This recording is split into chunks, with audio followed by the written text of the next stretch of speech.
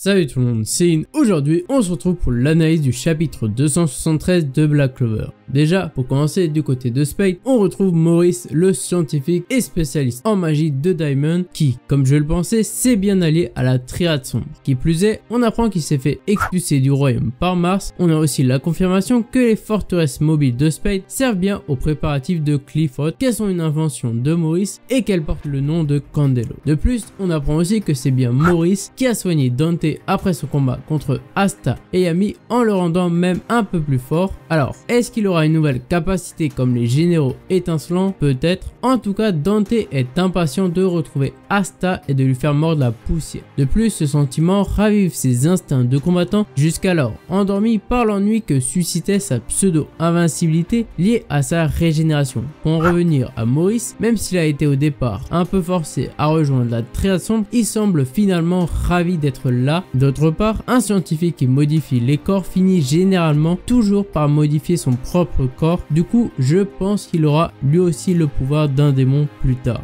Par ailleurs, Maurice n'est pas venu seul de Diamond. Ainsi, dans ses bagages, on retrouve pour commencer la présence de Lotus, qui est notamment la source des informations de Maurice qu'il a transmises à la Triade Sombre concernant les magies arcaniques de Yami et William, puisque dans le passé, Lotus les a tous les deux rencontrés sur le champ de bataille. Par ailleurs, pour moi, Lotus n'est pas forcément un ennemi, car tout ce qu'il fait est pour protéger sa femme et ses 3 filles qu'il chérit plus que quiconque. Du coup, c'est un opportuniste et il est un peu frivole et va là où le vent souffle. De plus, on sent qu'il n'est pas très serein et il se demande peut-être s'il a bien fait de suivre Maurice. Concernant les 2 autres membres de Diamond présents avec Maurice, le premier c'est bien évidemment Minerva. Alors pour elle, on a l'impression qu'elle fait partie du camp ennemi. Et même si je n'exclus pas l'idée, je ne pense toujours pas que ce soit le cas. Par ailleurs, vous connaissez certainement le proverbe « Sois proche de tes amis et encore plus proche de tes ennemis ». Eh bien, pour moi, ce proverbe s'applique parfaitement dans cette situation. D'autant que rappelez-vous que Minerva est inspirée de la déesse de la guerre stratégique. Ainsi, dans ma vidéo sur elle, j'avais interprété ça dans le sens où elle ferait partie intégrante de la résistance. Mais au final, est-ce que la meilleure stratégie n'est pas celle du cheval de Troie? Quant au second, par rapport à la forme du crâne et de la taille, j'ai l'impression qu'il s'agit de l'un des généraux étincelants. Mais je ne vois pas pourquoi Tabata nous cacherait son apparence alors qu'on l'a déjà vu. En plus, il s'est fait rétamer par Xenon. Donc, le plus probable, c'est que c'est quelqu'un d'autre de Diamond que l'on n'a pas encore vu. Peut-être un nouveau guerrier mage modifié par Maurice, qui sait. On peut aussi se demander où est Vanica, sûrement en train de s'amuser avec Lolopeshka. De plus, on a Yami et Vengeance qui sont enfermés dans un cercueil qui servent évidemment de catalyseur à l'arbre de la mort Clifford, dont les racines sont déjà bien ancrées. À propos du démon, si vous vous souvenez bien, je vous l'ai déjà annoncé il y a 8 mois de cela dans la vidéo sur Spade. Je vous avais dit que l'horreur qui sommeillait dans le froid extrême était possiblement un démon et il se trouvait là où Dante se tenait. Par ailleurs, avant qu'on apprenne que Lucifer se trouvait dans l'outre-monde et donc que c'est impossible que ce soit lui, j'avais comme hypothèse que c'était peut-être lui, car les traits du mur de glace ressemblaient fortement au fil à la base de Lucifer. De plus, il ne s'agit pas d'un démon de Clifford, et ce pour 2 raisons. Premièrement, comme je vous l'ai dit, ce démon est là depuis très longtemps. Et deuxièmement, la porte des enfers ne s'est pas encore ouverte, puisque comme le sous-entend le titre du chapitre, il s'agit du dernier jour avant que la porte des enfers détermine le destin du monde de Black Clover. Mais alors, si ce n'est ni Lucifer, ni l'un des démons de Clifford, vous vous demandez certainement qui est ce démon. Eh bien, vous l'aurez peut-être remarqué, mais il possède une certaine ressemblance avec le démon de Licht, notamment la présence d'un 3e œil. De ce fait, d'après moi, ce démon mystérieux est un elfe transformé en démon. Cependant, il est beaucoup moins impressionnant que celui de Licht, car il s'agit d'un elfe moins puissant que ne l'était Licht. Après, il y a beaucoup d'autres mystères autour de ce démon, comme par exemple, depuis combien de temps il est là, qu'est-ce qu'il fait là, à quoi il sert, bref, beaucoup de questions. C'est pourquoi, après cette vidéo, je vous sortirai une vidéo théorie sur lui, dans laquelle vous allez notamment comprendre quel rôle crucial ce démon a joué dans le plan de Megikula. Ensuite, à propos du mode union d'Asta et Libe, même si on ne l'a pas encore vu et qu'on se doutait bien que Tabata réservait cette nouvelle forme pour le combat face à Dante, on a quand même pu apercevoir 2 de ces matérialisations. La première, c'est le changement au niveau de l'iris d'Asta que Tabata a notamment déjà utilisé dans Hungry Joker.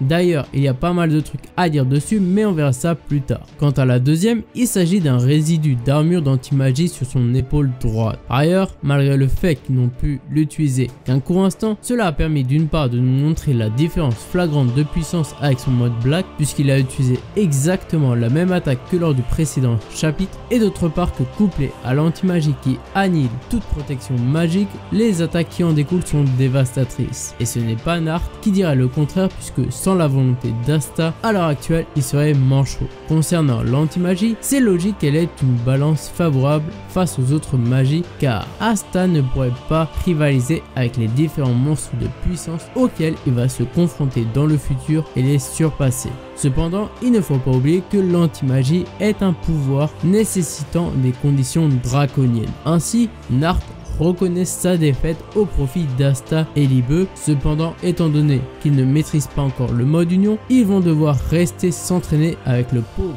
Guy Modelo qui est terrorisé d'y passer une bonne fois pour toutes. Par ailleurs, sachez aussi que Asta n'aura jamais une mana zone comme celle de Nart, et ce même en maîtrisant le mode union, car tout simplement qui dit mana zone dit mana. Or que ce soit Libe ou Asta, ils en sont totalement dépourvus. Quant à Nart, je doute qu'il puisse utiliser l'union sur ces 4 démons en même temps. Mais bon, il est déjà assez puissant comme ça, sans compter qu'il nous a dévoilé une énième capacité de sa magie des ombres. Ainsi, après la possibilité de se téléporter, il peut aussi observer là où les ombres sont présentes, c'est-à-dire partout. Cependant, je pense qu'il y a certainement une limite, comme par exemple avoir déjà visité le lieu. Du coup, on apprend qu'il a observé Asta et les autres membres du Tour Noir depuis tout ce temps. Par ailleurs, on se doute bien que, comme avec tous les membres du Tour Noir, Asta réussira à changer Nart.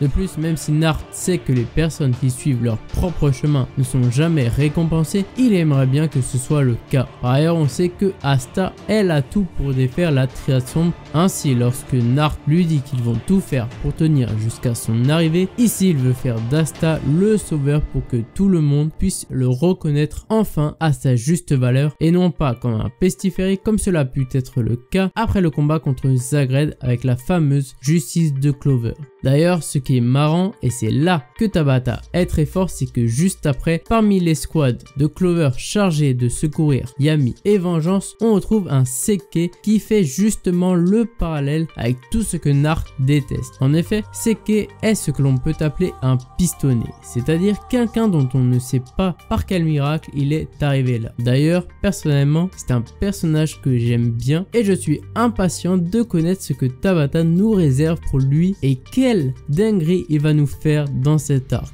Bref, concernant les squads de Clover, comme pour les chevaliers royaux, celle-ci arbore une nouvelle tenue adaptée au climat hivernal de Spade. De plus, si on se fie aux silhouettes, celle-ci est composée de 13 membres, voire 14.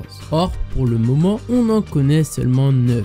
De ce fait, on va essayer de déterminer quels peuvent être les mages dissimulés par Tabata. Bon, je ne vais pas m'amuser à les choisir, mais je vais quand même vous lister toutes les possibilités. Tout d'abord, Mereoreona. Malgré qu'elle soit à l'heure actuelle la personne la plus puissante de Clover, je ne pense pas qu'elle en fasse partie, car si elle était à Clover, on l'aurait déjà vu depuis longtemps. Du coup, vous vous demandez sûrement où est Mereoreona. Eh bien, d'après moi, elle se trouve à Diamond, et je ne serais pas étonné qu'on la voit très bientôt avec plusieurs disciples sombres étalés au sol. Par la suite, elle viendra en compagnie de Mars à Spade pour faire mordre la poussière à Dante et Maurice. Ensuite, quant au Tour Noir, je pense plutôt qu'ils vont faire membre à part, même s'il est vrai que je n'exclus pas la possibilité. Par ailleurs, on peut aussi noter que tous les capitaines sont réunis, sauf celui de l'orque Magenta Kaiser. Alors, en fait-il partie? Je ne pense pas, car Tabata n'aurait aucune raison de nous le cacher. Du coup, on peut conclure qu'il va rester à Clover. Parmi les vice-capitaines, il se peut que Kirsch et Randall soient de la partie.